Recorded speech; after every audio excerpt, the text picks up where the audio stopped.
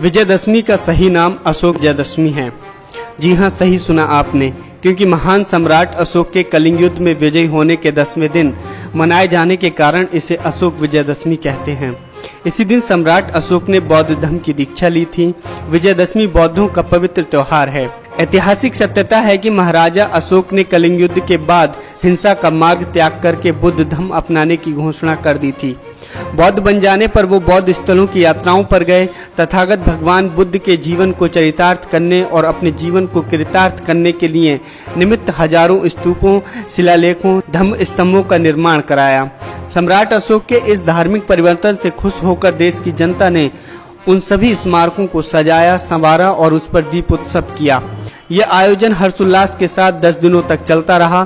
10वें दिन सम्राट अशोक ने राज परिवार के साथ पूज्य भंते मोगिगिल लिपुत तिस्से से धम्म दीक्षा ग्रहण की। धम्म दीक्षा के बाद सम्राट अशोक ने प्रतिज्ञा ली कि आज के बाद वो शास्त्रों से नहीं बल्कि शांति और अहिंसा से प्राणी मात्र के दिलों पर विजय प्राप्त करेंगे।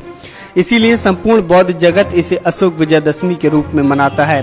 लेकिन कहा जाता है कि ब्राह्मणों ने इसे काल्पनिक राम और रावण की विजय बताकर बहुजनों के इस महत्वपूर्ण त्योहार पर कब्जा कर लिया।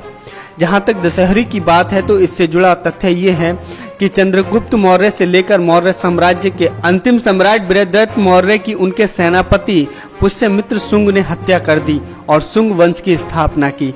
पुष्यमित्र शुंग ब्राह्मण था। इस समाज ने इस दिन बहुत बड़ा उत्सव मनाया। उस साल ये अशोक विजयदशमी का ही दिन था। उन्होंने अशोक शब्द को हटा दिया और जश्न मनाया। इस जश्न में मौर्य वंश के 10 सम्राटों के अलग अलग पुतले न बनाकर एक ही पुतला बनाया और उसके 10 सर बना दिए और उसका दहन किया गया।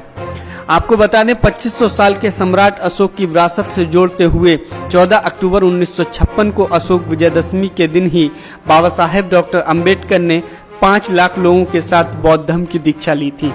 इसलिए हमें ये समझना चाहिए कि विजयदशमी की हकीकत क्या है। जिस विजयदशमी को हम मनाते हैं, आखिर उसका असली इतिहास क्या है।